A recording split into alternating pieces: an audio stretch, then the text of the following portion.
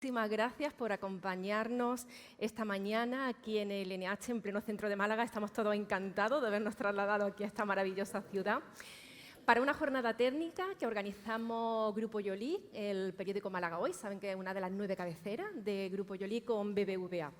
Y gracias también a BBVA por hacer algo que en estos tiempos tan intensos informativamente es muy interesante, ¿no? Que es descentralizar, no solamente de Madrid, de competir, ¿no? Sino también de Sevilla y Málaga. Estábamos hablando en el cafecito antes de lo importante, ¿no? Que es también llevar actividad a diferentes ciudades. Y bueno, ahora le voy a presentar a los ponentes, pero sí quería darle las gracias por tener la oportunidad, además, en este mes de septiembre tan complicado y tan inflacionista, de poder hablar de algo que no es normal, ¿verdad?, en una jornada técnica como es la salud financiera como estilo de vida. Menos mal que tenemos aquí 3 ponentes que me van a ayudar un poco a construirlo. Hemos tomado un pequeño café, vamos a tener el debate, pero no se vayan, va a ser un debatito de una hora, seguro que es muy productivo, y después tendremos un buen desayuno allí fuera en el patio. Lo digo para que si alguien tiene la agenda un poco complicada, que no se nos vayan a ir. Preparando la jornada, no dejaba de ayer de darle vuelta a algo que yo creo que nos pasa a todos, ¿no? Cuanto más globales nos hacemos, cuanto más información tenemos y más acceso tenemos, más perdidos también nos sentimos y más necesitamos que haya prescriptores, que nos asesoren y que haya un poco también de información a la carta, de información personalizada. Y creo, no sé si me estoy adelantando, que en buena medida es de lo que vamos a hablar hoy. Le voy a presentar a los ponentes, aunque creo que no hace falta. Yo soy Magda Trilla, he sido durante 13 años directora de Granada Hoy, ahora estoy en el proyecto de transformación digital y probablemente sean a mí la única que no conocen, porque a las 3 personas que tengo aquí seguro, y además me consta que hay mucha gente entre el público que ha venido para ver a Joan, para ver a Laura y para ver a Pachi. Les presento, comienzo con Laura Rojas Marco. En tu caso, yo no sé si decir la hija del famoso psiquiatra o decir que el famoso psiquiatra o el psiquiatra es hijo de la famosa psicóloga, es el padre de la famosa psicóloga, terapeuta, Laura Rojas Marco. Ella, bueno, ha vivido en diferentes ciudades, en realidad es neoyorquina, pero también es un poquito sevillana, con lo cual también es muy andaluza, ahora vive en Madrid. Andaluza, ¿verdad? ¿Cómo te sientes? Aunque ahora esté trabajando en Madrid. Tiene toda su trayectoria, ha sido en el ámbito de la psicología, del ámbito clínico. Voy a apuntar simplemente un par de facetas de tu vida. Tiene una trayectoria, una biografía muy amplia, pero me gusta mucho la parte, sobre todo, de compromiso, ¿no? El momento de 2001, el atentado de Torre Gemela, donde de forma voluntaria, altruista, estuviste trabajando con Cruz Roja. Allí tu padre en ese momento, ¿no?, era el que llevaba todo el tema de la gestión de la ciudad de Nueva York, y creo que es un momento muy clave, ¿no?, imagino, en tu trayectoria. Y le voy a recomendar unos libros que seguro que también conocen, pero vamos a aprovechar esto de hablar como a lo de alumbrar, ¿no?, lo de qué hay de mi libro, pues también le voy a recomendar Hablar y aprender, El sentimiento de culpa, y Somos cambio, la familia, las relaciones tóxicas, relaciones sanas, ese mundo de la familia política que siempre es tan complicado, o uno de los últimos, Convivir, compartir. Qué bonito título. Laura, muchísimas gracias por acompañarnos. Gracias. A su izquierda tenemos a Joan Roca. Bueno, nada más decir Roca en un ámbito como Málaga, con un auge de la hostelería, de la restauración tan potente, tenerte aquí, para mí es un lujo, pero seguro que para mucha gente que está sentada también. Es cocinero, es chef, todos conocemos el famoso Cellar de Can Roca, estrella Michelin, y bueno, está también considerado como el mejor restaurante del mundo. Se formó académicamente en la Escuela de Hostelería de Girona y ha sido reconocido también como doctor honoris causa por la Universidad de Girona. Ha colaborado en diferentes programas universitarios y a lo mejor la faceta que menos conocen es todo el trabajo que está haciendo desde el punto de vista de la sostenibilidad. Es un desarrollo, ¿no?, que también tiene que estar ligado a la gastronomía, que también tiene que estar ligado a lo que es también la gestión, ¿no?, de nuestro día a día de la alimentación. También le voy a recomendar algunos de sus libros. La cocina al vacío, La cocina de mi madre o 10 menús para un concierto. La verdad que títulos muy sugerentes. Y tengo aquí a mi izquierda, se llama Francisco Javier Jerez Basurco, pero todos lo conocemos como Pachi, pero permítenos que te llamemos como Pachi. Bueno, a él lo hemos tenido desde el principio, en toda su trayectoria, prácticamente, ¿no?, el grueso de tu trayectoria en BBVA. Lo tuvimos en Andalucía en un primer momento, pero en plena pandemia, en 2020, es cuando es nombrado director de la Territorial Sur de BBVA, que no solo afecta a Andalucía, también Extremadura y Ceuta o Melilla, que no nos podemos olvidar. Él es licenciado en Economía por la Carlos III de Madrid. Desde 2018 fue nombrado ya director territorial de BBVA en Canarias y luego ya hizo el traslado aquí. Normalmente, cuando hacemos perfiles de directivos de bancos, son así como muy estrictos, muy fríos, pero le voy a dar un guiño para que también lo conozcan. Está casado con una gaditana, o sea que también lo tenemos un poquito de por aquí. Tiene unos abuelos de ascendencia vasca, por lo que sé, ¿no? Y luego, bueno, me dicen que es muy del Athletic de Bilbao. No sé aquí en esta zona si va a tener muchos, seguro que sí, muchos partners en ese caso. Pero muchas gracias por acompañarnos. Gracias a ti. Y bueno, hablábamos de salud financiera. No sé, yo os decía, esto parece como lo de la búsqueda del equilibrio. No sé si estamos en una clase de yoga, en una jornada económica, un poco difícil. Pachi, me gustaría empezar contigo. ¿Por qué se mete BBVA en esta aventura? ¿Por qué decide impulsar algo como la salud financiera? Bueno, buenos días a todos. Un honor para mí compartir tertulia con Joan, con Laura y contigo, Magda. Y muchas gracias a todos por la asistencia. Pues hay varias razones, Magda. La primera es por el impacto que tiene en la propia salud física. Luego seguro que Laura y Joan nos hablan con más criterio del tema, pero la gestión de la economía, la gestión del dinero, es uno de los factores más influyentes en la estabilidad de las personas, aparte, por supuesto, de la viabilidad y la marcha de las empresas. De hecho, es el segundo factor de mayor causa de crisis, de estrés en las personas, solo superado por la preocupación precisamente por la salud física. En segundo lugar, porque queremos una sociedad mejor y un futuro mejor para nuestros clientes. Y yo con el futuro, pues siempre lo asociamos a incertidumbre, como no puede ser de otro modo. Pero yo tengo una máxima, una certeza, y es que el futuro será mejor cuanto mejor sea el presente, cuanto mejor trabajemos el presente. Y trabajar el presente en el ámbito de la salud financiera es aplicar pues unos sencillos hábitos que básicamente consisten en controlar 4 variables, que sería tener un adecuado control del gasto, como aproximación o referencia. Podríamos pensar que no más de un 50% de los ingresos deberían de ser destinados a gastos fijos y no más de un 30% en ocio. En segundo lugar, dejar espacio para el ahorro. En esa aproximación que he hecho, pues un 20% de los ingresos deberían de ser destinados al ahorro. En tercer lugar, tener un adecuado control de la deuda que sea proporcionada al nivel adquisitivo para que no nos comprometa pues más de una referencia, un 30% de los ingresos. Y en cuarto lugar, tener una adecuada planificación para el futuro y para posibles contingencias, ¿no? Para posibles imprevistos. En tercer lugar, bueno, sí. te doy dos. Sí. En tercer lugar, porque esto que acabo de comentar está al alcance de todos, pero no solo la gestión de estos hábitos, sino el dejarnos asesorar, el asesoramiento para que todo esto sea más fácil, está al alcance de todos. Y esto creo que es muy importante. En BBVA, lógicamente, llevamos en el ADN el asesoramiento, lo hemos hecho toda la vida a través de la red de oficinas, pero el factor diferencial que digamos que extiende, que hace extensiva este asesoramiento, este servicio potencialmente a toda la población, desde luego a nuestros clientes y potencialmente a toda la población, es la digitalización, es la tecnología. Es importante que ya asumamos que esto no va de nivel adquisitivo, que no va de ser asalariado o autónomo o pequeña empresa, que esto es para todos y que todos tienen a su disposición un asesoramiento personalizado y sencillo para poder disponer de él. Y acabo con una última referencia más enfocada al mundo empresarial, al autónomo y a la pequeña empresa. Antes, cuando presentabas a Joan, hablabas del compromiso con la sostenibilidad. Yo no sé si somos del todo conscientes del reto tan inmenso que tenemos por delante, con unos fondos que tienen que venir de Europa por cuantías muy, muy importantes, y con un reto de la descarbonización que va a movilizar millones y millones de euros millones de euros en las próximas décadas. Movilizamos y promovemos la salud financiera porque queremos que nuestros clientes tengan una robusta salud financiera para que ese enorme reto se pueda convertir para ellos en una oportunidad histórica.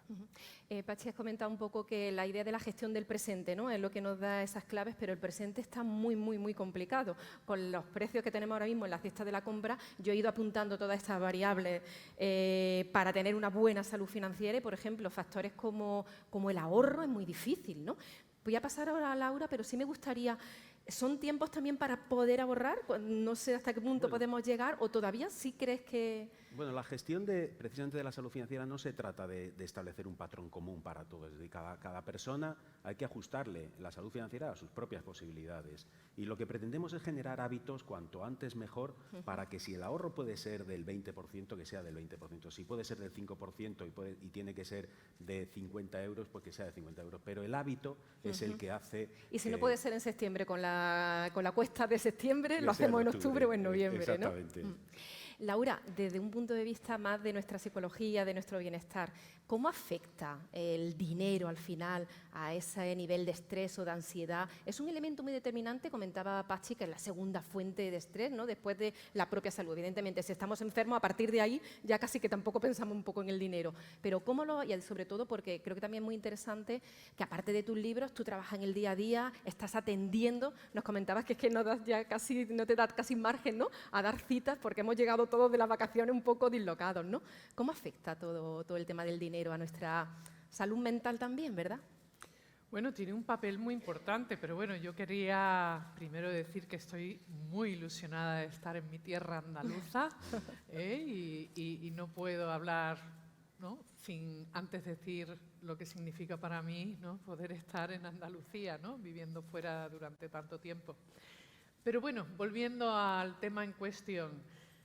Es muy estresante, como decía Pachi, es la segunda fuente de malestar y sobre todo en estos tiempos, en tiempos de incertidumbre, de estrés, de cambio, y a pesar de que la vida es cambio, el cambio es vida, todo cambia y nada es inalterable, tenemos que decir que estamos en un momento a nivel global en un pico de estrés, ¿no?, entre la situación que está pasando en Europa, la crisis financiera a nivel mundial, la guerra de Ucrania, ¿no?, que también tiene un impacto muy importante, y que estamos en septiembre. Septiembre, para muchas personas, por lo menos para mí, el año empieza en septiembre, y esa cuesta de septiembre, que generalmente se suele hablar de la cuesta de enero, la de septiembre en general suele ser bastante más difícil para la mayoría de las personas. Entonces, que nos reunamos hoy aquí para poder hablar de salud financiera me parece especialmente importante, porque quizás podemos empezar el año asentando unas bases y quizás dar esas herramientas para poder gestionar el estrés y poder cuidar nuestra salud financiera, pero especialmente nuestra salud emocional, nuestras relaciones y el comienzo de una nueva etapa. Los comienzos, ¿no?, como el comienzo de año en septiembre, la vuelta, es siempre un pico de estrés, y como bien decías, ahora los psicólogos, los médicos, todos los profesionales sanitarios, especialmente después de estos 3 años de COVID y que aquí todavía está con nosotros lamentablemente, pues estamos todos cansados, saturados, y el aprender a gestionar esa incertidumbre pues necesita una ayuda, asesoramiento, como decía Pachi, en diferentes sentidos, tanto financiero como educativo, ¿no?, tanto a nivel personal. ¿De qué estamos hablando? Estamos hablando del autocuidado, de cuidarnos, de cuidar a otros, de compartir información para poder tener control de nuestra vida y especialmente para tomar buenas decisiones, pero decisiones a partir de un conocimiento, de unas herramientas, de un aprendizaje, contando con los especialistas, ¿no? Muchas veces en estos momentos me encuentro en mi día a día como terapeuta personas que están realmente pasándolo mal. Con esta cuesta de septiembre, ¿qué va a pasar, ¿no?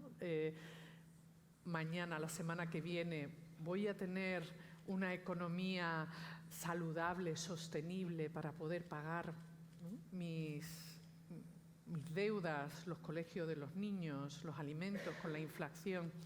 Yo creo que ahora mejor que nunca es cuando nos tenemos que preparar, educar y enseñar a los más pequeños a aprender a administrar su dinero, no solamente para aprender a ahorrar, sino también para aprender a invertir a largo plazo. Por lo tanto, así como terapeuta ayudo y acompaño a personas a crear un plan de acción, a centrarse y desarrollar metas a corto, medio y largo plazo, pues también económicamente, si hacemos eso, pues nuestra salud física y emocional pues se va a encontrar muchísimo mejor.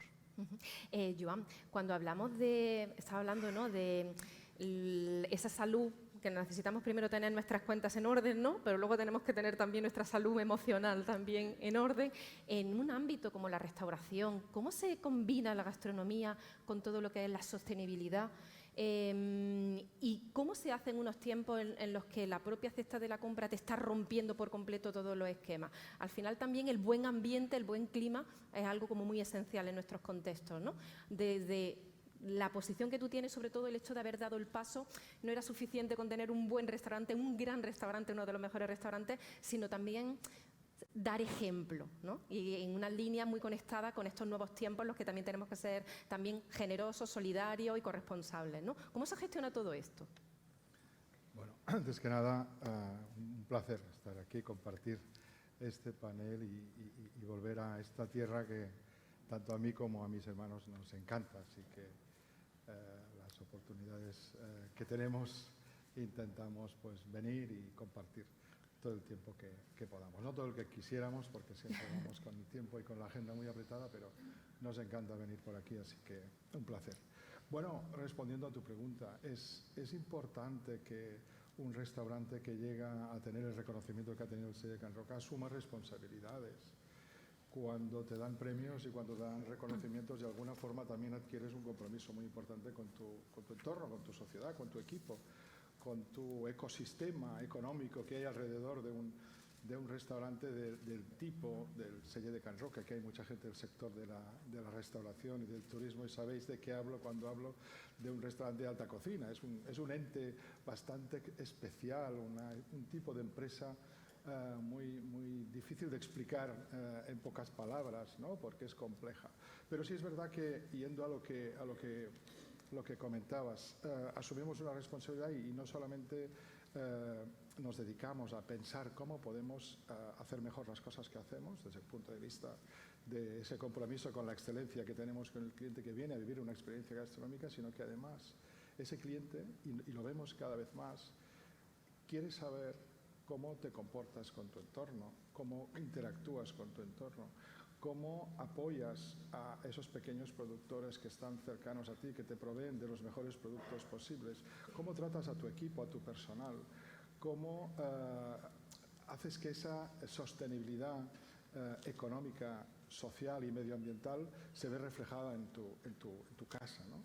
Yo creo que esto lo vamos a ver cada vez más en un cliente que viene y exige a nuestro sector también, aparte de comer bien y de vivir una experiencia, como decía, de primer nivel, también quiere saber qué está pasando. Nosotros nos hemos dado cuenta después, es decir, empezamos a hacerlo de una forma intuitiva, de una forma, en fin, asumiendo esa responsabilidad de forma natural, porque hace ya años que hemos emprendido proyectos que tienen que ver con la sostenibilidad. Hace 10 años que empezamos en un pequeño taller delante del restaurante donde reciclábamos las botellas de vino y las convertíamos en vasos, en platos, en vajilla, y luego lo ofrecíamos a los clientes y se lo llevaban porque marcábamos nuestra R con una flecha, una R de 3 patas. Nuestro logo, sabéis que somos 3 hermanos, es una R de 3 patas que la última hace una curva de reciclaje. Entonces, en ese ámbito del reciclaje, hace ya 10 años, reciclamos vidrio, reciclamos poliestireno, convertimos cajas de poliespan en taburetes que se puede llevar el cliente. Los delantales son bolsas de vacío que hemos usado para cocinar, que luego las reutilizamos y las convertimos en sacos, en bolsas, e incluso hemos equipado a todo nuestro equipo con uniformes elaborados con plástico PET reciclado, algodón reciclado y algodón orgánico, que lo hemos hecho, es una iniciativa precisamente en la que nos ha apoyado BBVA. Es decir, que de alguna manera el restaurante asume retos y también, en cierto modo, acaba dando ejemplo y acaba haciendo que nuestro equipo entienda lo importante que es el reciclaje, que el cliente que viene al restaurante entienda lo importante que es para nosotros y que de alguna manera eso también se lo llevan en su conciencia, y obviamente también en el sector, porque al final nuestro sector, como sabéis, es un sector muy generoso, que compartimos mucho. Hay muchos congresos de gastronomía, como sabéis, en todo el mundo. Empezaron en España, por cierto. Esto se inventó aquí. Los congresos gastronómicos se inventaron los primeros que se hicieron en Madrid Fusión, San Sebastián Gastronómica, y ahora hay congresos de gastronomía en todas las ciudades del mundo. Entonces compartimos lo que hacemos. Y nosotros cada vez más hablamos de estas cosas. Cada vez más en los congresos gastronómicos hablamos de valores, hablamos más que de técnicas, que también, pero las técnicas, como que ha habido una gran revolución técnica en este país. Yo creo que hemos tenido, en este país ha habido una revolución gastronómica sin precedentes que ha impactado y ha influido a nivel internacional. No en vano somos ahora mismo la gastronomía más interesante que hay en el mundo. Y por lo tanto es debido a que ha habido aquí una gran revolución, que la habéis vivido, ¿no? Desde, en fin, desde el bulli, del Ferran Adrià y de alguna manera todo lo que ha ido sucediendo. Ha habido una revolución técnica, tecnológica, donde hemos inventado más técnicas que en toda la historia de la gastronomía en estos últimos 20 años. Luego ha habido una revolución del producto, que es donde estamos ahora, ¿no? Estamos todos muy pendientes de dónde viene lo que cocinamos, de promoverlo, e incluso en nuestro caso también de ir a buscar semillas perdidas que se habían dejado de cultivar para poderlas recuperar y retomar la biodiversidad que estamos perdiendo. Este es un tema importante del que tenemos que ser conscientes, y nosotros también de alguna forma actuamos en este sentido. Y luego hay y es lo que hoy estamos viviendo, entiendo yo, que es una revolución emocional, de valores, ¿no? Que es donde cuando vamos a los congresos ya no hablamos tanto ni de producto ni de técnicas, lo damos ya por sabido. Hablamos de valores, y hablamos de compromiso, y hablamos de qué podemos hacer nosotros para cambiar el futuro incierto que tenemos delante. Si no empezamos a actuar desde el restaurante, lo podemos hacer muy fácilmente, pero desde las casas también, porque esto implica para el futuro nuestra salud física, nuestra salud también mental. O sea, nosotros reivindicamos la cocina como una herramienta muy útil para mejorar nuestras finanzas, si tenemos conocimiento y sabemos qué conviene comprar en cada momento. O sea, no puedes comer según qué productos en según qué momento del año. Hay que saber cuándo, porque obviamente serán más buenos y más baratos, ¿no? Y es un conocimiento que hemos perdido. Por eso nosotros reivindicamos desde la cocina el conocimiento, recuperar el conocimiento de nuestras abuelas, sobre todo. Ya no de nuestras madres, que ya son muy urbanitas, ¿no? Yo, en mi caso, bueno, y casi lo cocinan, ¿no? También, nuestras madres cocinan un poco más, o las abuelas, pero es verdad, ¿no? ese conocimiento que se pierde, ¿no? Porque todos, en fin, y esto tenemos que recuperarlo, el conocimiento de la cocina, volver a cocinar en familia. Cocinar es un acto de amor para hacer feliz a la gente que convive contigo.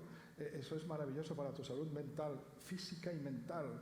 Recuperar eso, cocinar juntos y comer juntos, parece extraño que esté reivindicando esto yo ahora y aquí, pero creo que es muy importante, es algo que no podemos dejar de lado, y para el futuro lo será mucho más, en la medida en que tenemos que recuperar esa calidad, esa convivencia y esos valores. Oye, aunque qué alegato por la cocina de las abuelas, pero llevado al siglo XXI y con conceptos. Es muy interesante como algo que casi que en buena medida ha sido casi una imposición, programa europeo imponiendo la sostenibilidad, y vosotros lo habéis convertido en una marca, incluso en una seña de identidad, y además creando escuela, ¿no? Porque al final el hecho de que Can Roca lo haga, hay otros muchos restaurantes que han dicho, si a ellos les va bien, hay que copiar lo que funciona, ¿no? Sí, de alguna manera ejercemos una cierta influencia sin ser nuestro principal objetivo, pero es obvio que detrás de estas casas, o sea, al final nosotros nos dimos cuenta ya hace años que teníamos una lupa puesta encima, ¿no? Y todo lo que hacíamos tenía una trascendencia, claro, una consecuencia. Y aunque lo vivimos con la máxima naturalidad posible, sí es verdad que actuamos sabiendo que somos, que tenemos esa responsabilidad. Bueno, y también con la presión de que si te equivocas también esa lupa está mirando, por supuesto, ¿no? Que sabe esa parte de estrés, ahora le preguntaremos a Laura. También hay que redirigir. Pachi, estamos hablando hablando de, es raro, ¿no? En un encuentro más del ámbito financiero, de la revolución de valores, de la moral, y eso lo habéis incluido también en el banco pensando, ¿no? Lo decías tú inicialmente, ¿no? De que nosotros queramos que nuestros clientes estén bien y funcionen y ayudarles en la medida de lo posible. Pero ¿cómo llevan los clientes a hablar de dinero y hacerlo también en un aspecto, el último factor que comentabas, la digitalización, que nos está volviendo un poco locos a todos? ¿Cómo se lleva y cómo lo llevamos también los clientes, el hecho de utilizaros también a vosotros como asesores, un poquito también como casi terapeutas? No sé. Bueno, nosotros llevamos hablando de digitalización y trabajando la digitalización pues desde hace más de una década, ¿no?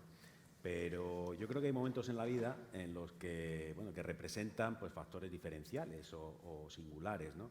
Y ese momento yo creo que fue el COVID, y más que el COVID, el momento de confinamiento duro que tuvimos. Yo creo que eso, pues a nivel de la sociedad, generó un crecimiento exponencial de lo que es la digitalización, y para entidades como nosotros, que teníamos la digitalización muy trabajada ya y muy desarrollada, ya para entonces nuestra app era reconocida como la mejor del mundo y tal, lo que pudimos comprobar fue que el cliente se dio cuenta y vio la aportación de valor enorme que tiene el poder hacer no ya sus transacciones tradicionales, sino prácticamente todo lo que se puede hacer en la oficina, poderlo hacer a través de la app, hasta cosas pues como la que tú estás diciendo, ¿no? De hablar del dinero y temas más profundos desde el punto de vista financiero, ¿no?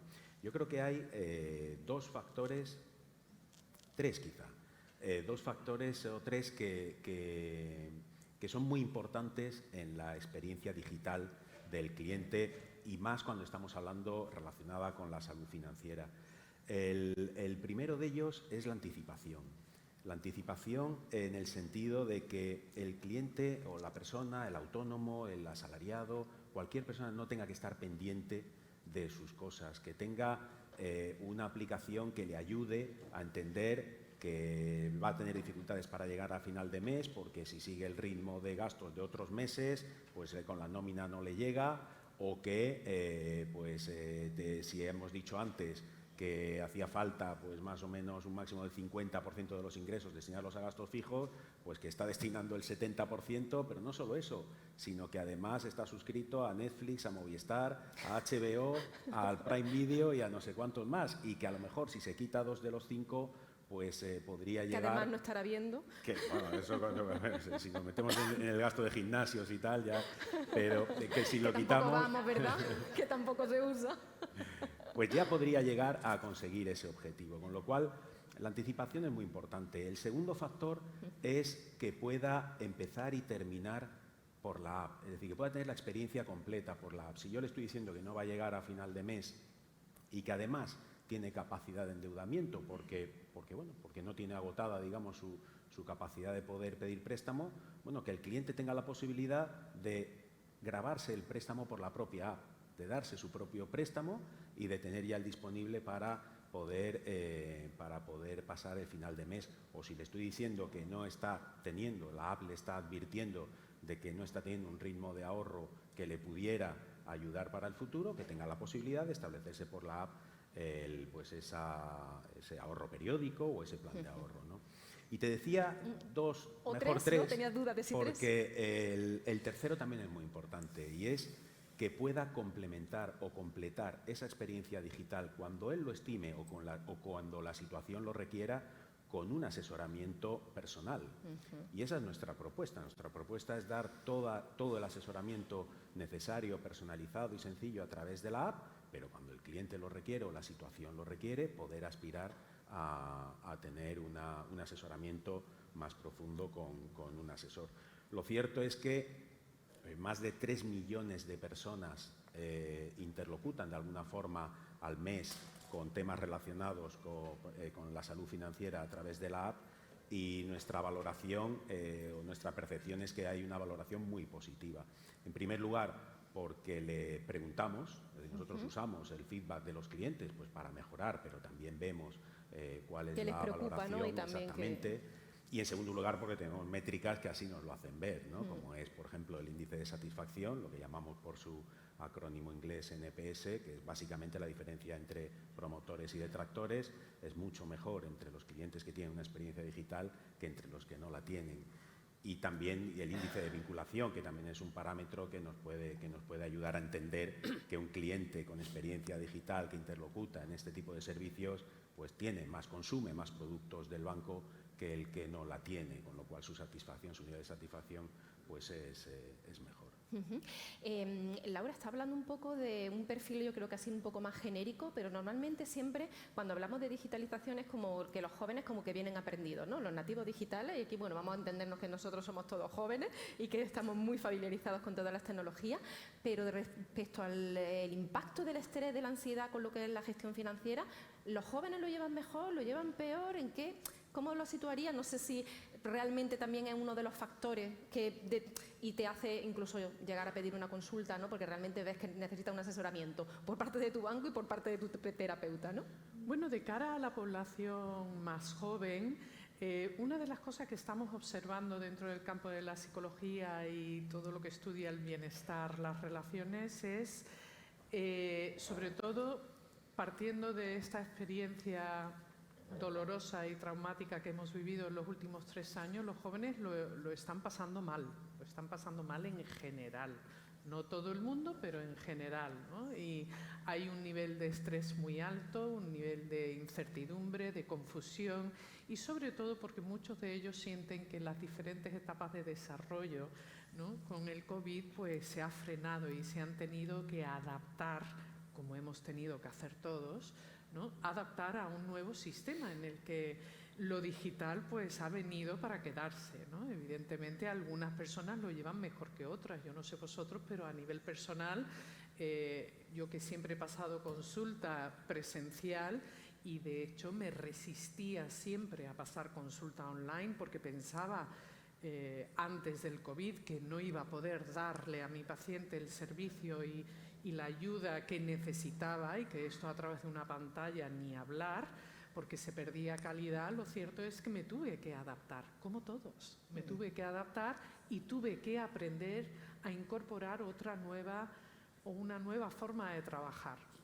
Esto a los jóvenes también le ha ocurrido, pero en un proceso, sobre todo los que están yendo a la universidad, a la escuela, en su proceso de enseñanza y a la hora de relacionarse entre ellos, ¿no? A la hora de hacer amigos, a la hora de aprender y a desarrollar habilidades sociales, su inteligencia emocional, a la hora de aprender a compartir, a negociar, ¿verdad? Entonces, yo creo que ha sido y está siendo un gran reto para todos. Ahora bien, no debemos olvidar que como seres humanos tenemos la capacidad intrínseca, lo tenemos grabado en nuestros genes, de aprender y adaptarnos, ¿no? Y entonces en esa adaptación es importante que aprendemos, a tomar decisiones a partir de unas prioridades. ¿Cuáles son nuestras prioridades? En relación a la salud financiera, que esto también lo llevo evidentemente a mi campo, que es respecto a tu salud, ¿qué es lo que es importante hacerse la pregunta? Y esto se lo hago a mis pacientes constantemente. ¿Qué sientes tú que necesitas para poder avanzar o para poder adaptarte o para poder afrontar esta situación difícil? ¿No? ¿Qué es lo que tú necesitas? Y cada uno necesitamos cosas diferentes, pero siempre es importante diferenciar entre lo que yo deseo y lo que yo necesito. A veces la gente joven y muchos adultos confunden ambos, ¿no? Lo que yo quiero, lo que yo deseo y lo que yo necesito. Necesidades tenemos muy pocas, pero son muy importantes. Y sobre ello hablaba ya Maslow, ¿no? Las necesidades básicas. ¿Qué necesito para poder sobrevivir? A nivel económico, cada uno necesitamos X. Lo que nos gustaría es otra cosa. Cuando no sabemos diferenciar nuestras necesidades de nuestros deseos, nos volvemos seres dependientes, ansiosos, a veces incluso impulsivos. Por lo tanto, en esa educación, tanto financiera como de autocuidado de nuestra salud, o a la hora de relacionarnos con otros, o a la hora de conseguir un trabajo o mantenerlo, porque aquí muchos durante estos años hemos tenido que trabajar para mantener nuestra salud física, mental, para mantener nuestra economía, mantener, ¿no?, una seguridad a pesar de tener que adaptarnos a todas esas situaciones adversas. Entonces, ¿cuáles son esas necesidades? ¿Qué es lo que necesito para poder tomar las decisiones correctas? ¿Con quién puedo contar? Y siempre creo que podemos contar con alguien, no solamente de nuestra confianza en nuestro entorno personal, y si no lo hay, con especialistas y profesionales, la gente que tenga el conocimiento. Si estamos hablando de salud económica y necesito educación financiera, pues vamos a ir a quienes tengan la información, que nos puedan enseñar, darnos la información para que nosotros podamos tomar nuestras decisiones a partir de nuestras prioridades. Y luego, claro, está el cómo gestionamos ese estrés. Cada uno tenemos unas estrategias de afrontamiento y también tenemos unos mecanismos de defensa. Y eso está directamente relacionado con lo que hablaba Pachi de anticipar. ¿Cómo anticipo yo lo que pueda venir en el futuro? A nivel económico, si tengo unos ahorros o si tengo una planificación, si tengo unas metas a corto, medio, largo plazo, pues podré organizarme y adaptarme a esos imprevistos, sean positivos o negativos. Muchas veces se asocia esos imprevistos a algo que vaya a ocurrir negativo, perder el trabajo o de repente una enfermedad. Y eso lo hemos visto mucho, ¿no? estos últimos años. Pero a veces ocurren cosas positivas. Yo me he encontrado durante estos años a personas que han tomado decisiones maravillosas en un momento de crisis, de dar el paso a aquello que llevan arrastrando porque tenían algo pendiente, ya sea a nivel profesional, ya sea a nivel personal, para mejorar sus circunstancias y tomar las riendas de su vida y los riesgos necesarios, ¿no?, para cambiar algo y mejorar. Por lo tanto, yo siempre animo a las personas a que, si eso es posible, por pequeños pasos que esos sean, infórmate, planifícate, y lo que hablaba mi querido Joan, ¿no?, qué importante es hacerlo desde un sentido de responsabilidad, de deber, pero sobre todo de compromiso con valores y con buenos valores. Laura, en toda esta reflexión que estás realizando, bueno, estoy aquí casi con sesión gratuita de terapeuta, apuntando todo, Encantada. Diferenciar necesidades de deseo. Tiene mucho que ver también con la gestión de las expectativas, ¿no? Uy, sí, las expectativas, ¿no? Las expectativas, es un tema que a mí personalmente me apasiona, porque es algo que sale continuamente en las sesiones. Y yo creo que todos tenemos una relación emocional interna con nosotros mismos respecto a las expectativas. Cuando hablamos de expectativas, ¿de qué estamos hablando? Es de lo que yo espero, de mí mismo, lo que yo espero de los demás. Y a menudo yo diría que el 100% en algún momento de nuestra vida caemos en lo que se denomina las tiranías de los debería. Las tiranías de los debería, yo debería haber hecho, debería haber sido, debería haber logrado, no debería haber dicho, ¿no? ¿Cuáles son esas expectativas? Y esto lo estudió en profundidad una psicóloga que se llama Karen Horney, que os animo que la leáis si os apetece. Y claro, cuando caemos en esas tiranías de los deberías con nosotros mismos o con otras personas, ¿verdad?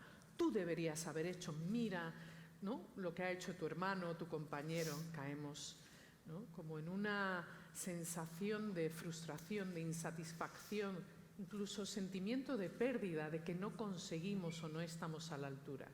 Con las tiranías de los deberías tenemos que tener cuidado, pero también no debemos olvidar que tiene un lado positivo, que una cosa es aprender de los errores, tener la humildad de poder aceptar, aquí me he equivocado, quizás en el futuro debería afrontar esto de otra manera o tomar esta otra decisión, ¿no?, desde un debería, vamos a decir, más saludable, pero a la hora de afrontar esas expectativas frustrantes, ¿no?, y nos chocamos contra la pared una y otra vez, o cogemos la cabeza de otro y le chocamos a ellos contra la pared, ¿verdad?, porque muchas veces hacemos chantaje emocional o nos hacen chantaje emocional, tenemos que saber identificarlo a nivel interno y a nivel externo. Y tener mucho cuidado con qué palabras utilizamos a la hora de comunicarnos con otras personas, con nuestros equipos, ¿no? Esto debería estar hecho de esta manera.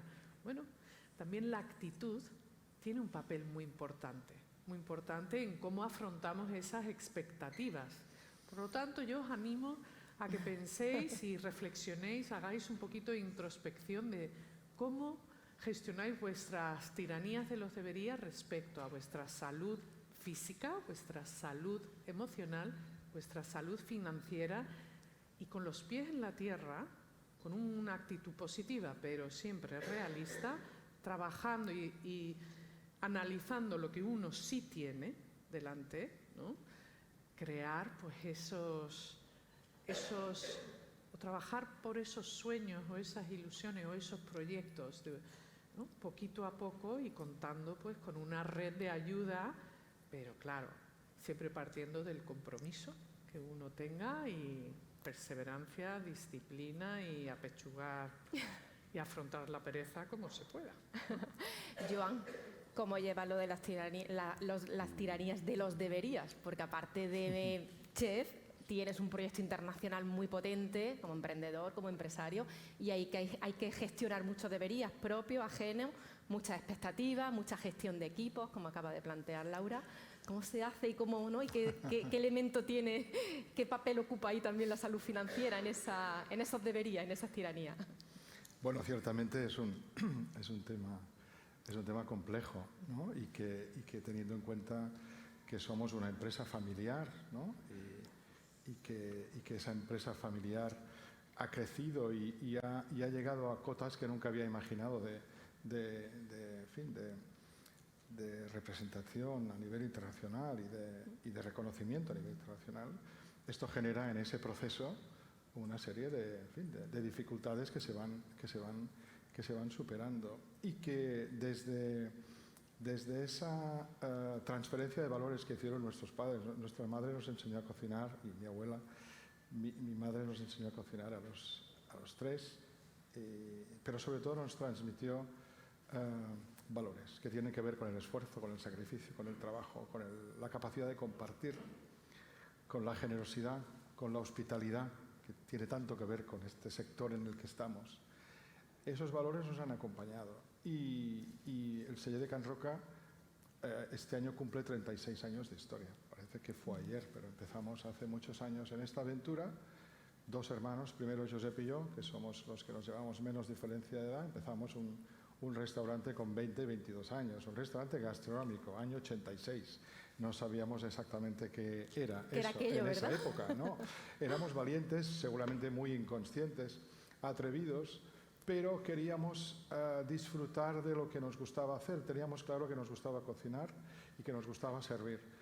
Jordi era un crío en esa época. Jordi tenía 7, 8 años, luego se incorporó más tarde, y ahora ya hace 25 años que somos los tres hermanos, que hemos tenido la suerte de que cada uno se dedica a una parte del restaurante, ¿no? Que esto es otra historia, ¿no? Contaros por qué cada uno hace cada cosa sería por lo menos no muy os pisáis largo. mucho, ¿verdad? Eso es importante, ¿no? Cada uno que no os pisáis mucho en vuestro Sí, trabajo. pero quiero decir, el por qué, ¿no? Sí. Es una historia larga, pero bonita, y que surge de forma natural. Es decir, hay veces que hay gente que piensa que yo, como soy el hermano mayor, yo he tejido esa estructura y esa estrategia, ¿no? Mira, tú serás el sommelier, tú serás el pastelero, y no, en absoluto. Esto surgió de una manera absolutamente natural, orgánica, y además es curioso porque yo soy el mayor, yo decidí que quería ser cocinero, pero Josep, que estaba estudiando en esa época el BUP, y le exigían que escogiera entre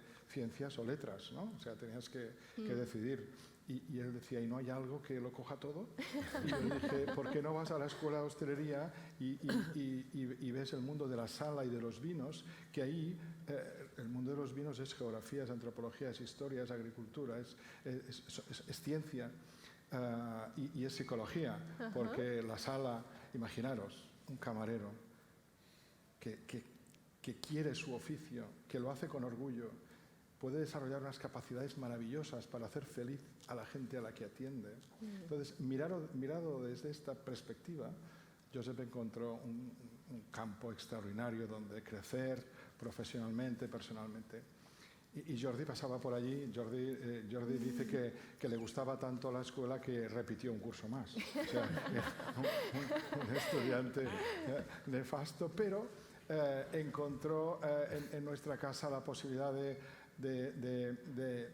también fue fruto de otras circunstancias. Vino a nuestra casa un pastelero extraordinario formado en las grandes casas de Francia, estaba ahí haciendo los postres del Sella, y Jordi en ese momento pasaba por allí porque él decía que quería ser camarero y estuvo de camarero un tiempo, luego vio que los cocineros acababan antes y llegaban antes a la discoteca y dijo, no, yo quiero ser cocinero. Pero luego se dio cuenta que los cocineros también empezaban antes, con lo cual quedó ahí, claro, esto no funciona. Entonces, la gestión del tiempo. Claro, entonces encontró en la pastelería un mundo donde le permitió crecer profesionalmente, acumular conocimiento que no habíamos transferido nosotros, con lo cual no dependía de nosotros, encontró su lugar. Pero además desarrolló, y ahí fue el gran descubrimiento de los otros dos, que descubrimos que tenía una gran capacidad creativa, extraordinaria, ¿no? Y bueno, entonces los tres ya andamos juntos desde entonces y hemos hecho realmente un mundo mágico, un restaurante extraordinario. Vinculado a esto, a gestionar nuestras propias expectativas, a tener la capacidad de ponernos en el lugar del otro en cada momento, que esto es muy importante. El saber que el ser tres y el estar unidos nos hace más fuertes, que somos mejores los tres juntos, que siempre hay uno de los tres en un momento dado que está de bajón, los otros dos tiran de él.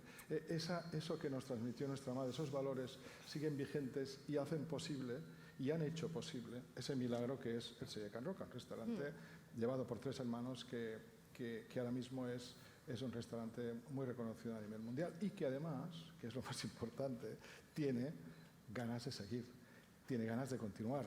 Nos sentimos cómodos, felices, con muchas ganas de seguir haciendo lo que más nos gusta, que es atender, servir y interactuar con la gente que viene, con altísimas expectativas, gente que viene con una reserva de 11 meses, que es donde estamos ahora.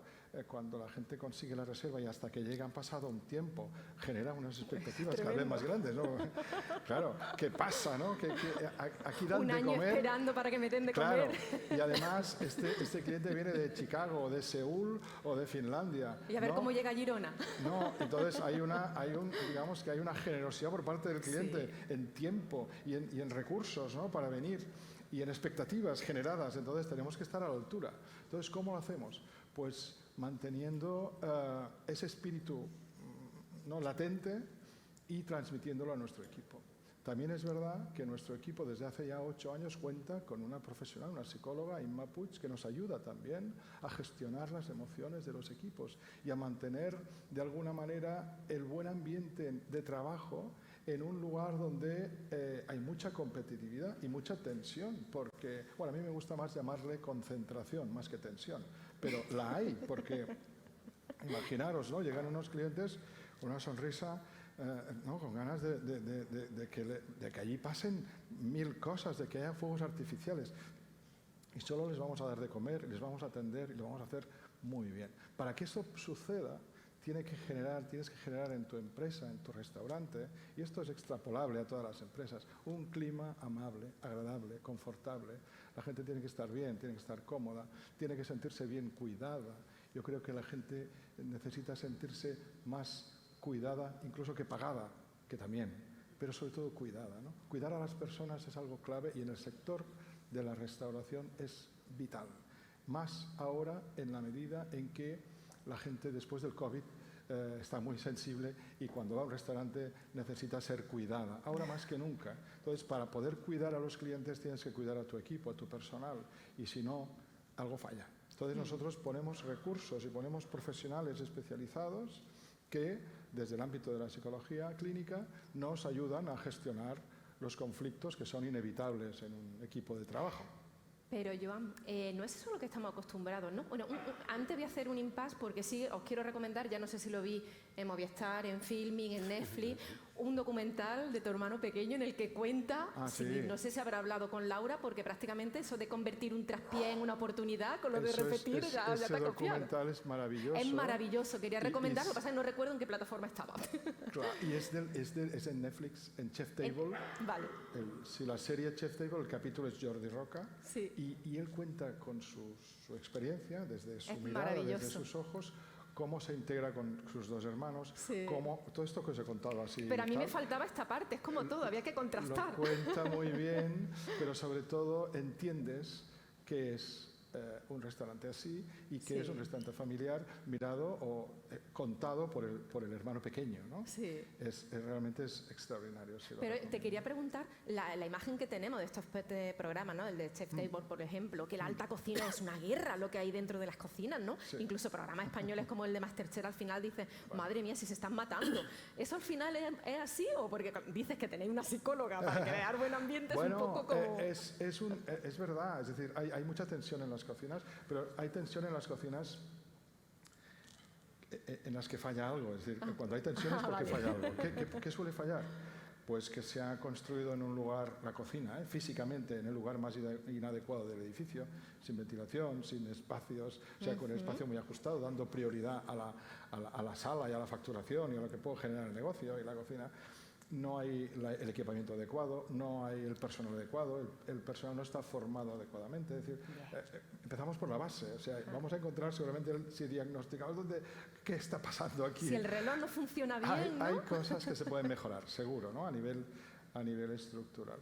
Pero es verdad que, y yendo ya a la alta cocina, es verdad que nosotros estamos acostumbrados a trabajar con chicos y chicas que vienen de diferentes lugares del mundo, con grandes expectativas, con grandes ilusiones de convertirse en grandes chefs. Ahora más que nunca. Esto es un fenómeno nuevo. Claro. Cuando decidí ser chef, los cocineros... A nadie le interesaba, ¿verdad? No estábamos ni contábamos que todo esto sucediera, ¿no? Como ha sucedido. Simplemente nos gustaba cocinar y transmitir desde la cocina, pues eso, afecto, cariño y transformar los productos y me sigue pareciendo algo maravilloso, pero evidentemente ahora somos otra cosa, para lo bueno y para lo malo. Pero sí es verdad que esa gestión de toda esta gente que viene con ganas de aprender y de prosperar ¿no? y esa tensión que se acumula muchas veces en un joven que te dice, yo antes de 30 años tendré una estrella Michelin con mi propio restaurante. Y dices, Relájate, ¿no? cuidado, tranquilo, ¿no? Tranquilo. O sea, la felicidad no es esto. O sea, no se trata hay que tener retos asumibles, retos que tú puedas, ¿no? Y poco a poco irlos marcando. Y quizá llegues aquí, pero no es tan importante tampoco. Yo una de las cosas que les digo siempre a los jóvenes es, mi madre, nuestra madre, es feliz cocinando en un restaurante donde sirven un menú que hoy vale 14 euros. Está muy cerca, durante un tiempo estuvo pegado al Celler, los primeros 20 años, y ahora está a 500 metros. Es un restaurante de cocina tradicional catalana, un menú para gente trabajadora de la zona, está lleno todos los días, estaba lleno cuando éramos pequeños, sigue lleno hoy, haciendo lo mismo, y ella es feliz haciendo esto. Y se puede ser feliz haciendo algo un menú muy de 14 sencillo, euros, claro fantástico. que sí. Y no tenemos que obsesionarnos con los reconocimientos que muchas veces, siempre, no dependen de nosotros, que un restaurante tenga una estrella Michelin o no. A veces depende de 1000 circunstancias. Y nosotros que llevamos ya un recorrido en esto, sabemos que hay que tomar distancia. E incluso que te digan que él es el mejor restaurante del mundo. Cuando nos lo dijeron, la primera vez nuestra madre nos dijo, ¿y eso quién lo ha dicho? Y vosotros no lo vais a tomar en serio esto, ¿no? O sea, que todo hay que tomar tanta distancia como podamos y ir a lo esencial, a estar bien haciendo lo que te gusta y no dependiendo de esos reconocimientos que a veces llegan, a veces no, siempre injustos, las listas, sobre todo las listas mundiales, siempre sean injustas, porque imagínate, algo tan subjetivo. La tiranía de los rankings, claro, esa hay que sumarla también. Claro, que luego está con los debería, claro, si hubiera hecho esto, me hubieran dado, no, cuidado, tranquilos, ¿no? Aprendamos a gestionar todo esto, porque si no nos podemos volver locos. Sí. En este ámbito nuestro lo vemos, con muchos jóvenes, con mucha ansiedad, porque tienen, en fin, unas expectativas puestas en un determinado reconocimiento que a veces no puedes controlar. Pachi, hablaba Joan de que al final la tensión está relacionada con que algo falla.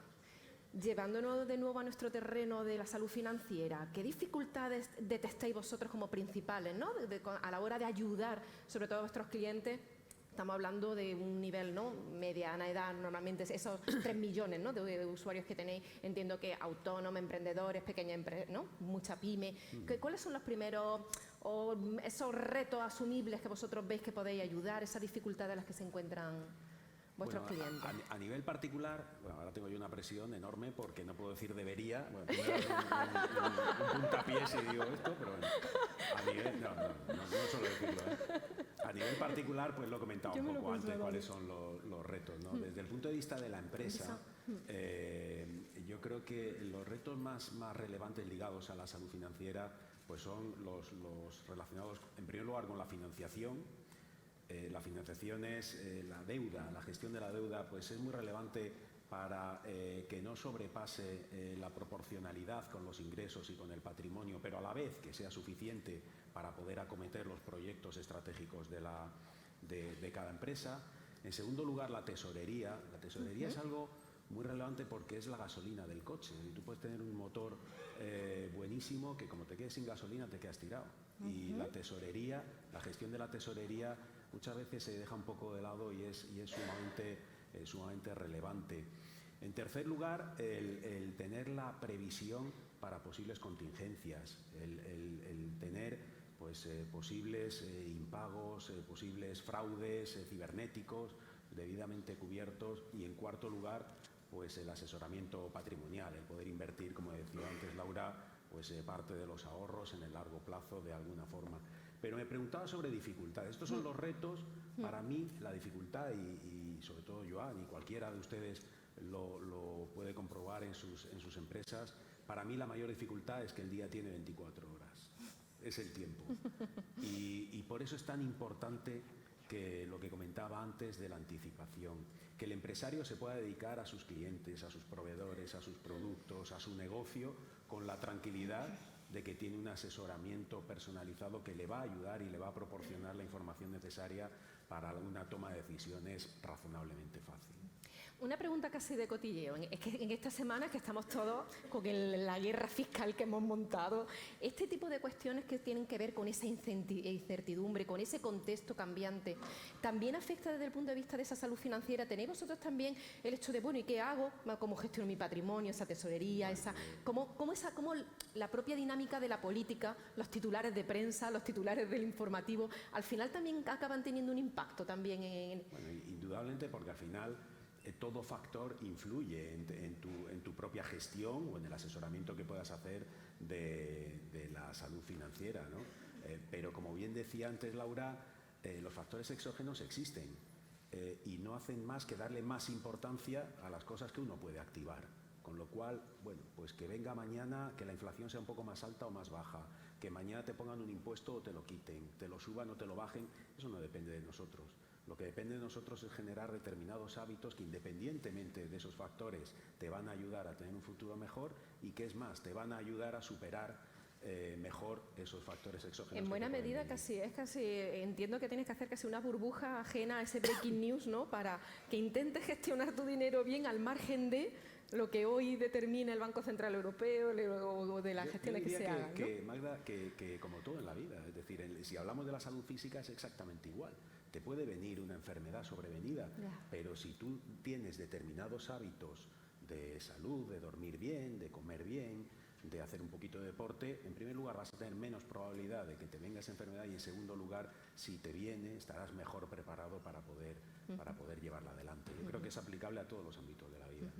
Laura, te quiero preguntar, en todo este tema de salud financiera, aquí por ejemplo, estamos acostumbrados, ¿no?, a que actos que organizamos más desde el punto de vista del sector bancario, financiero, hay mucho traje, permítanme que lo digamos así, mucha corbata, pero hoy también hay muchas mujeres. Todo el tema de salud financiera tiene también que ver con la gestión del dinero.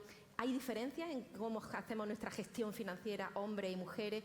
Históricamente, ¿no?, siempre las mujeres hemos estado más pendientes de la economía doméstica, pero ahora cada vez también es más importante, ¿no?, esa gestión, realizarla. ¿Tú lo notas o cómo influye ese factor desde un punto de vista de tu propia experiencia, ¿no?, a la hora de ayudar a gestionar esa ansiedad y ese estrés financiero?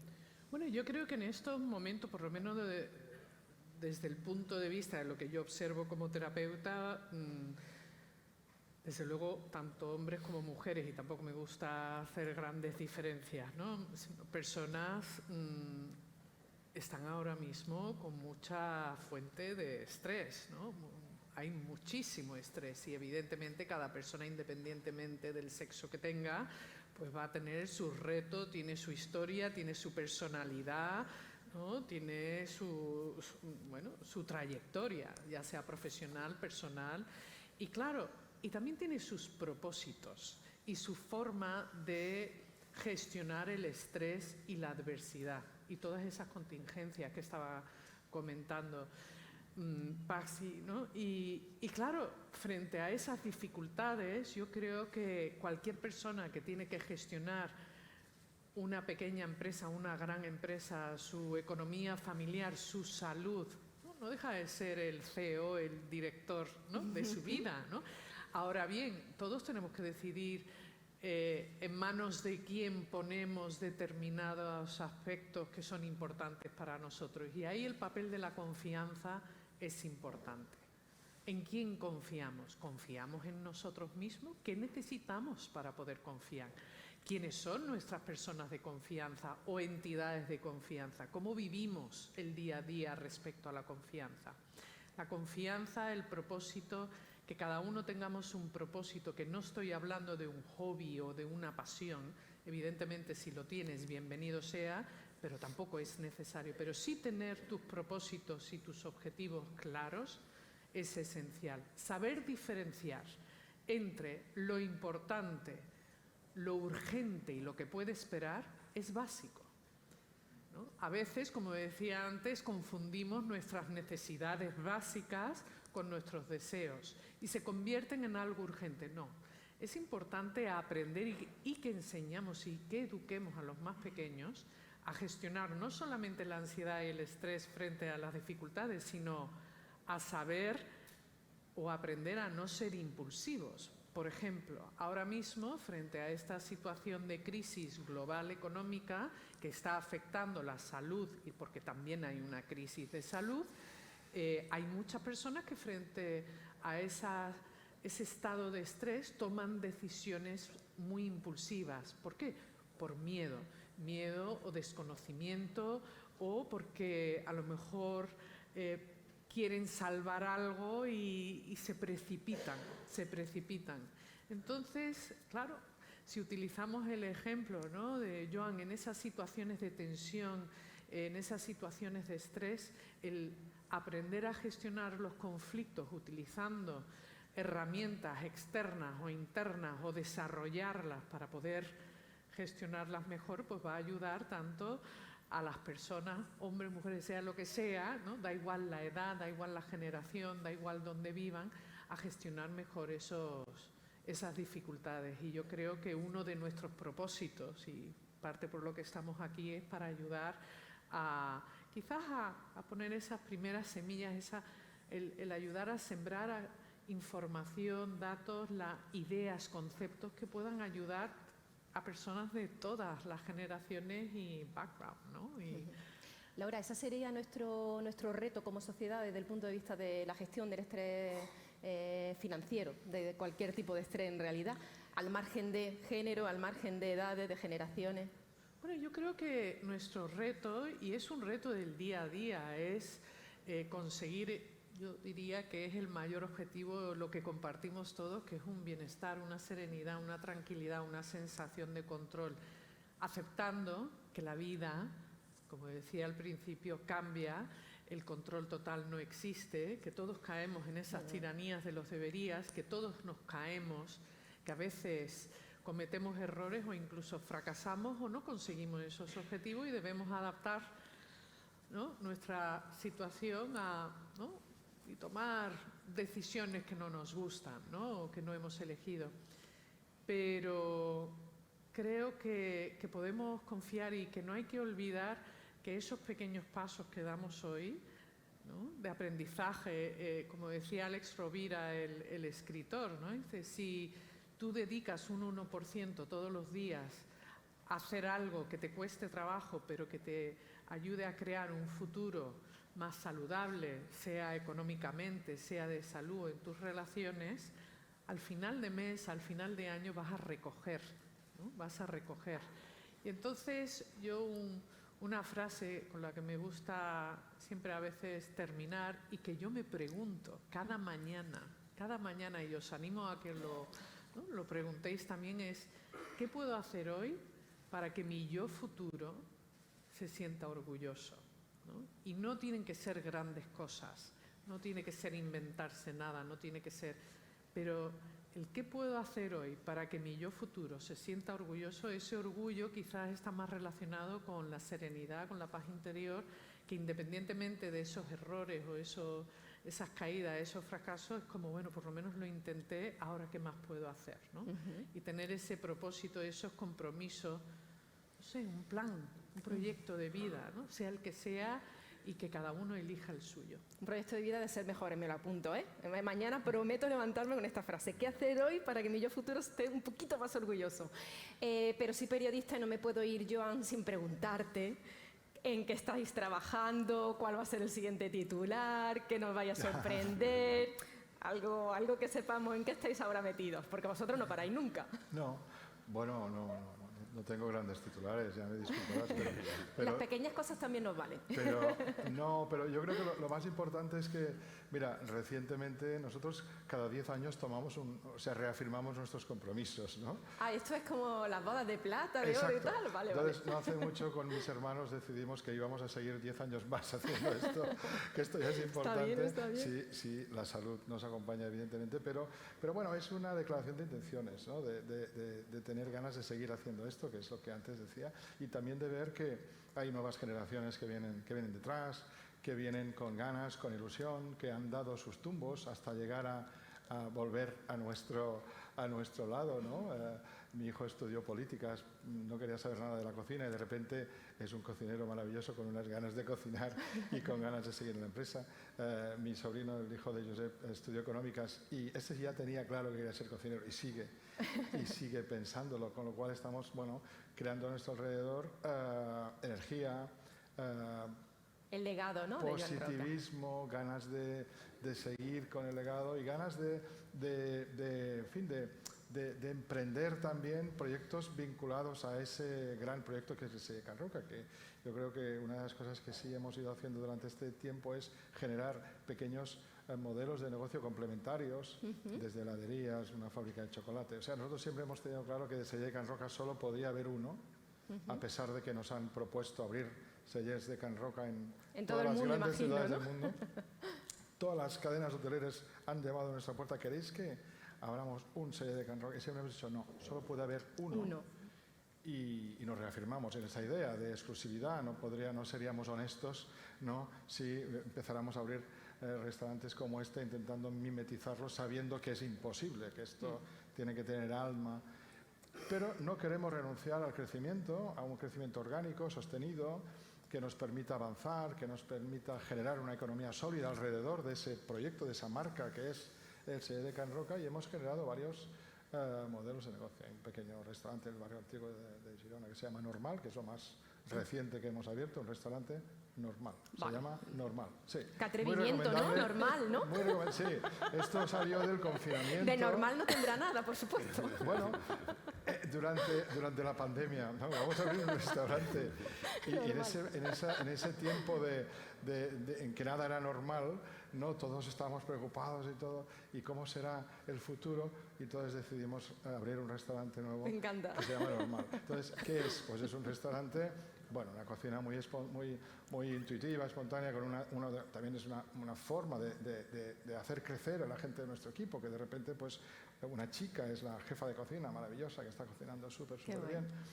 Por lo tanto, Normal es un proyecto, Más Marroque es otro proyecto, un espacio de eventos que se ha reconvertido durante el confinamiento. No podíamos hacer eventos y abrimos un restaurante con los clásicos del seller de Can Roca. O sea, platos de hace 20 años que son perfectamente vigentes. La historia, y que en ese del contexto restaurante han funcionado muy bien. Y esto surgió de una oportunidad y de un conflicto. O sea, pandemia, un espacio de eventos, no hay eventos, ¿qué hacemos? Nos inventamos reinventamos. un restaurante. En fin, todo esto es lo que hemos hecho recientemente. ¿Y qué vamos a hacer en el futuro? Bueno, hay un proyecto muy bonito que es digamos, poner en el mismo espacio una fortaleza, una antigua fortaleza militar del siglo XIX que se va a convertir en Roca Sant Julià, es el pueblo de Sant Julià de Ramis, muy cerca de donde estamos, apenas a 6 kilómetros, y ahí vamos a ubicar todo el universo que se ha ido generando alrededor del Celler de Can Roca. Todo el espacio de reciclaje, todo el I+D, nuestra parte formativa, nuestra academia, la fábrica de chocolate que ya se ha hecho pequeña, que abrimos en el centro de Girona, también va a ir allí. En fin, hay un pequeño hotel, hay un pequeño restaurante. Vamos a seguir creciendo y también vamos a abrir un espacio expositivo donde vamos a contar la historia del Celler de Can Roca. De Ay, qué esos bonito, una 35 especie de años centro de historia. interpretación, museo complejo, ¿no? Sí, Bien, un bien. espacio muy bonito donde nos va a permitir Qué bonito. contar y compartir la historia de una familia que ha convertido un restaurante, ¿no? Hicimos un primer libro que lo escribió un escritor brillante que se llama Jaume Coll, que decía del bar de fábrica, que es el restaurante de mis padres, de bar de fábrica a fábrica de sueños, ¿no? Es el recorrido que se inicia con el restaurante de mis padres y que culmina con el Celler, que es el momento actual, ¿no? en el que estamos y en el que queremos seguir, ¿no? Embarcados en ese compromiso de hacer feliz a la gente que viene de muy lejos con altísimas expectativas, pero que nosotros estamos empeñados en seguir haciéndoles felices, ¿no? Pues Joan, muchísimas gracias por esos titulares que nos has dado. Gracias. Gracias Joan, gracias Laura, gracias Pachi, por lo que hemos aprendido, yo al menos, espero que también todos ustedes. Gracias por vuestro tiempo y gracias por supuesto a todos por vuestro tiempo. Confío en que tengamos la oportunidad de volver a compartir y poder contar también, ¿no? De todos esos proyectos y esa trayectoria que tanto tiene que ver con la fábrica de sueños, incluso aunque estemos hablando o especialmente hablando de un tema como la salud financiera, lo importante que es para fabricar un sueño, ¿verdad? Pues muchísimas gracias a todos y continuamos la charla ahora tomando un café. Muchas gracias.